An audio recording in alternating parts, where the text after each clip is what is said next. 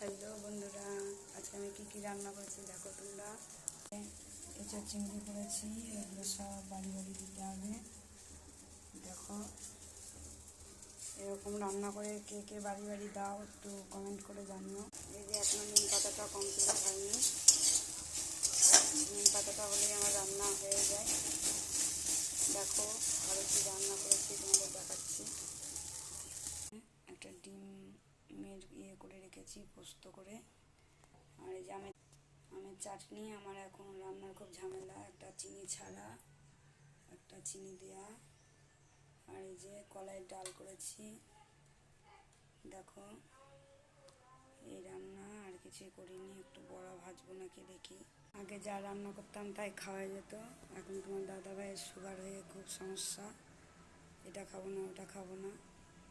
তো বন্ধুরা, তোমাদের কার কার বাড়িতে এরকম রান্নার সমস্যা, কে কার কার বাড়িতে এটা খাবো না ওটা খাবো না করে, তো তোমরা কমেন্ট করে জানিও।